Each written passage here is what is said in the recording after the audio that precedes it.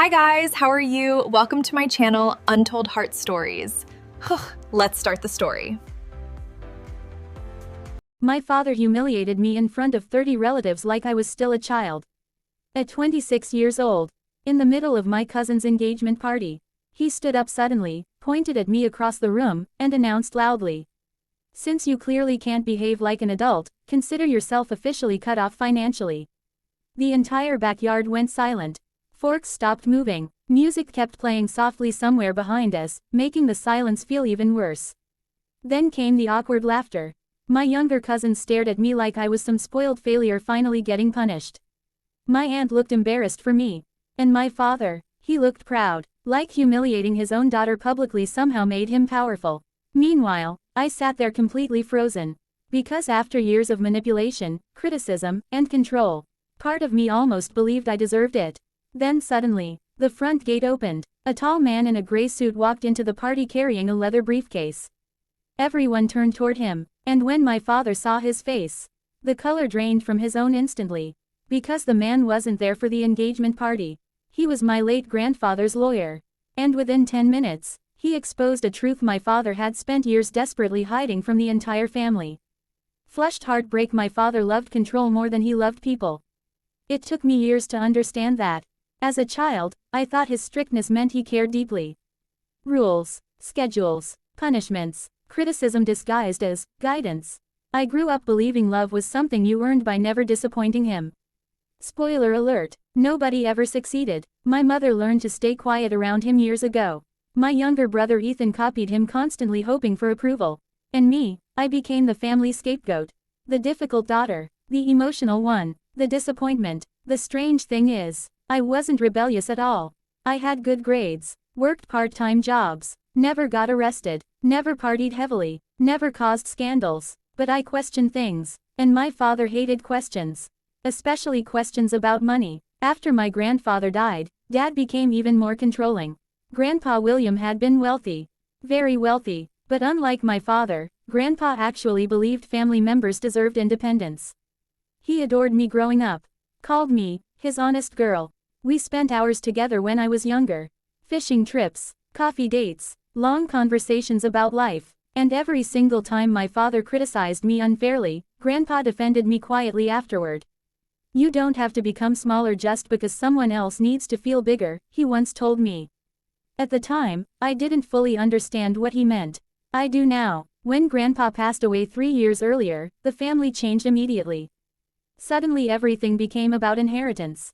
Properties, business shares, money. Dad took over handling nearly all estate matters, to reduce family stress. Everyone trusted him automatically because he was the oldest son.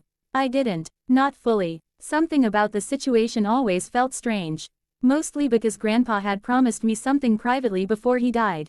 One afternoon in hospice care, he squeezed my hand weakly and whispered, "Don't let your father convince you that you deserve less." At the time, I assumed he meant emotionally. I didn't realize he meant financially too. After Grandpa's death, Dad constantly claimed the estate had unexpected legal complications. Years passed with endless excuses. There's less money than people think. The taxes destroyed everything. Assets are tied up. Oddly though, Dad's lifestyle improved dramatically afterward. New luxury SUV, kitchen renovation, private golf memberships, expensive vacations. Whenever I asked questions, he'd snap. Immediately, "You think money grows on trees?" Eventually, I stopped asking. Not because I trusted him. Because confronting him emotionally exhausted everyone around him. Then came my cousin Natalie's engagement party. The night everything finally exploded. The party took place in my aunt's massive backyard. Beautiful lights, live music, fancy catering. Nearly 30 relatives attended. I almost didn't go. Family events around my father always felt emotionally dangerous. But my mother begged me to come, just this once. Big mistake. At first the night seemed surprisingly peaceful. People drank wine, talked, laughed. My father acted charming publicly like always. Then sometime after dinner, the conversation shifted toward careers and finances. The topic Dad loved most because it gave him opportunities to compare people publicly. Ethan had recently started working at Dad's company. Naturally, Dad praised him non-stop. "Nobody works harder than Ethan. He understands responsibility. He'll probably run the company someday." Then his attention shifted toward me. The mood changed instantly. And then there's Claire, he said, laughing lightly. My stomach tightened immediately. I worked as a social worker. Not glamorous, not highly paid, but meaningful work. Dad hated it. You know, he announced loudly enough for multiple tables to hear, Claire still thinks feelings are a career path. Several relatives laughed awkwardly. I forced a smile, used to this. But he kept going. At 26, she still struggles financially because she refuses to make smart decisions. That part wasn't even true. I supported myself entirely. No help from him, ever. I finally spoke calmly. I'm actually doing okay. That irritated him immediately, because controlling people hate calm disagreement. He stood up slowly holding his wine glass.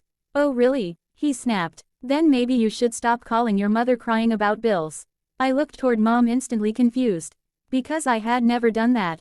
Not once. Mom looked down silently, didn't defend me. Then Dad delivered the humiliation publicly. Since you clearly can't behave like an adult, he announced, consider yourself officially cut off financially. The room went completely silent.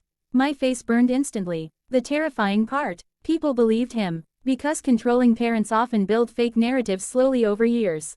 To everyone else, I probably looked like some spoiled dependent daughter finally facing consequences. Meanwhile, I hadn't accepted a single dollar from him in years. I felt humiliated, angry, heartbroken, and then, the gate opened. A tall older man in a gray suit entered carrying a leather briefcase. Dad froze immediately, actually froze, because everyone recognized him instantly. Mr. Callahan, Grandpa's estate attorney. The atmosphere changed immediately. Mr. Callahan walked calmly across the backyard, then stopped directly beside my father. We need to speak privately, he said quietly. Dad forced an uncomfortable smile. Now's not a good time. Mr. Callahan's expression never changed. It's about the estate fraud investigation. Every conversation stopped instantly. Fraud? Dad looked visibly panicked now. What are you talking about? My aunt whispered. Mr. Callahan slowly opened his briefcase. Then pulled out documents. For the last 3 years, he announced calmly, Mr. Reynolds has illegally withheld portions of William Reynolds' estate from multiple beneficiaries. The entire backyard exploded with confusion. My father immediately stood up furious. That's ridiculous. But Mr. Callahan continued. Specifically, he said, funds legally designated for Claire Reynolds were redirected through unauthorized business accounts.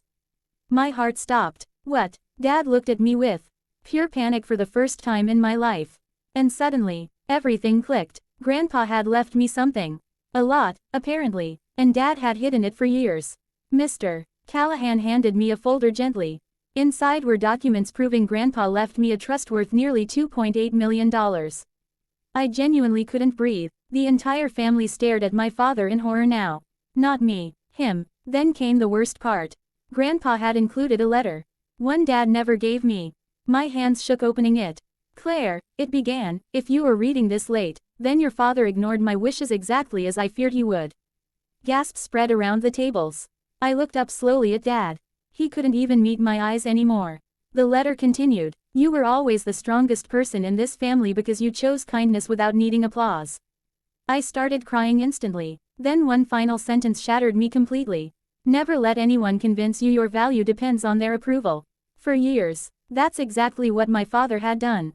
And suddenly, in front of everyone, his entire illusion collapsed. The successful, respected businessman, the responsible family leader, the good father, gone, exposed by his own greed. My aunt started screaming at him.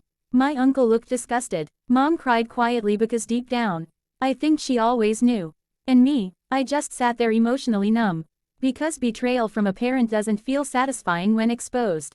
It feels tragic. Dad tried contacting me for months afterward. Apologies, excuses, blaming stress, blaming misunderstandings. But some damage changes relationships permanently. I eventually used part of the inheritance to open a nonprofit counseling center for teenagers struggling with emotionally abusive homes. Because I understood that pain personally. And strangely, that felt more meaningful than the money itself. The last thing Grandpa ever gave me wasn't wealth. It was freedom from believing my father's version of me. And honestly, that changed my life more than millions ever could. Controlling people often rewrite reality to maintain power. If someone constantly makes you feel small, dependent, or unworthy, that says more about them than it does about you. Real love does not humiliate, manipulate, or destroy your confidence publicly. And sometimes the truth arrives at the exact moment someone tries hardest to silence you. If this story touched your heart, thumbs up, like this video. Bell, subscribe for more emotional stories. Speech balloon, comment below. What would you do after discovering a parent secretly stole your inheritance?